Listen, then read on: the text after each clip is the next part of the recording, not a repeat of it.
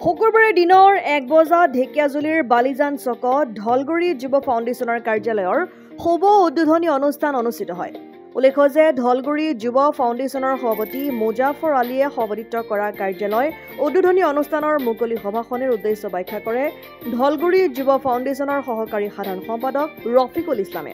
উক্ত উদ্বোধনী অনুষ্ঠানত সদৌ অসম সংখ্যালঘু ছাত্ৰ ইউনিয়ন চমুকৈ আমচুৰ কেন্দ্ৰীয় উপসভাপতি নজৰুল ইছলাম মিৰ্ধা উপস্থিত থাকি সমাজত প্ৰতিটো অনৈতিক কাৰ্য কি প্ৰকাৰে দূৰ কৰিব পাৰি তাৰ ওপৰত গুৰুত্বপূৰ্ণ ভাষণ আগবঢ়ায়।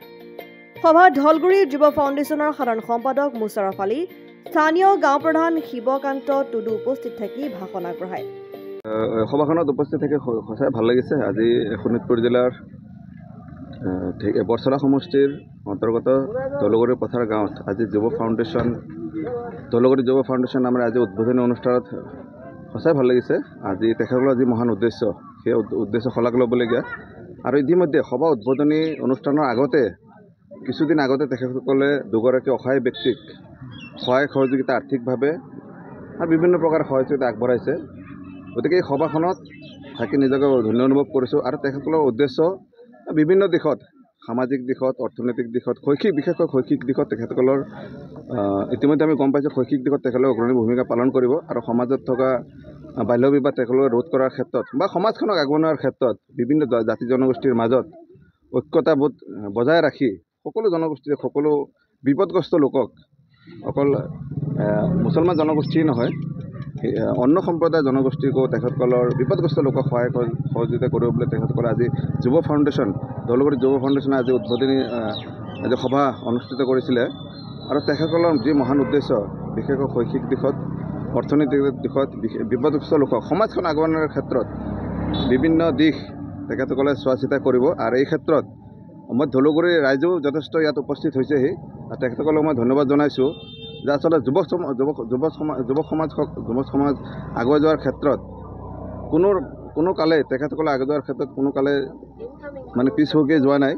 বিশেষকৈ মুৰব্বীসকলেও তেখেত ওলাই আহিছে, গোটেই ৰাইজ ওলাই আহিছে। আজি সভাখনত উপস্থিতিও যথেষ্ট বেছি আছিলে। গতিকে মই আশা ৰাখিছোঁ আৰু মোৰ ফালৰ পৰা যদি কিবা সহায় সহযোগ লাগে মই নিশ্চয় কৰিম। আৰু বিশেষকৈ তেখেতসকলৰ যি মহান উদ্দেশ্য, যিসকল যুৱক দেখা পাইছোঁ, যুৱকসকলে সঁচাই শলাগ ল'বলগীয়া। আজিৰ সভাখনত দেখিছোঁ মই যুৱক প্ৰায় তেখেতসকলৰ সদস্যৰ সংখ্যা 40তকৈ অধিক। এটা সৰু এলেকাত 40তকৈ অধিক যুৱক আজি ওলাই আহিছে সমাজখন ঠিক কৰাৰ ক্ষেত্ৰত। গতিকে মই আশা ৰাখিছোঁ এই যুৱকসকলৰ দ্বাৰা ঢলগুৰি এলেকাত থকা সকলো দিশ সামৰি তেখেতসকলে কাম কৰিব। আৰু আশা ৰাখিছোঁ ভৱিষ্যতে তেখেতসকলৰ মই সাংবাদিক মাধ্যমৰ জৰিয়তে এইখিনি কথা কওঁ যে অকল এই ঢলগুৰি অঞ্চলতেই নহয়, বিভিন্ন অঞ্চলত এনেকুৱা ধৰণৰ ফাউণ্ডেশ্যন হ'ব লাগে সমাজ শুদ্ধ কৰাৰ ক্ষেত্ৰত, সমাজত থকা বেবিচাৰবিলাক দূৰ কৰাৰ ক্ষেত্ৰত। সেইখিনি কৈ ইয়াতে মই কৰোঁ। ঢেকিয়াজুলিৰ পৰা প্ৰশান্ত বৈশ্যৰ ৰিপৰ্ট, অসম আদিত্য। NKS হুণ্ডাইলৈ স্বাগতম। নৰ্থ ইষ্টৰ প্ৰথম GDSI 2.0 ফিচাৰ্ছ ডিলাৰ হৈছে NKS হুণ্ডাই। অত্যাধুনিক সা সুবিধাৰে তৈয়াৰী মষ্ট আপডেটেড হুণ্ডাই ডিলাৰ এতিয়া ডিব্ৰুগড়ত। আমাৰ NKS হুণ্ডাই ডিলাৰত open sales consulted room, customer ৰুমৰ লগতে পুৰণি গাড়ীৰ এক্সচেঞ্জ ফেচিলিটিও ৰখা হৈছে। ইয়াত চেলছৰ লগতে ছাৰ্ভিচ ছেক্টৰৰ সুন্দৰ সুবিধা আছে। প্ৰয়োজনীয় সকলো এডভান্স টুলছ, হুইল বেলেন্সিং, এলাইনমেণ্টৰ অত্যাধুনিক machine, post hydraulic lift, fully ট্ৰেইনমেণ্ট পাৱাৰৰ লগতে nitrogen gas filling facility, fully automatic car washer ফেচিলিটিও আছে। লগতে NKS হুণ্ডাই ডিলাৰে কাষ্টমাৰসকলৰ সুবিধাৰ্থে মোবাইল ছাৰ্ভিচ ভেনৰো ব্যৱস্থা ৰাখিছে, য'ত হাইড্ৰলিক লিফ্ট, ৱাছিং facility, wheel balancing, tyre pressure check কৰাৰ লগতে বহুখিনি সুবিধাই উপলব্ধ আছে। NKS হুণ্ডাইলৈ আহক আৰু সুবিধাসমূহ গ্ৰহণ কৰক।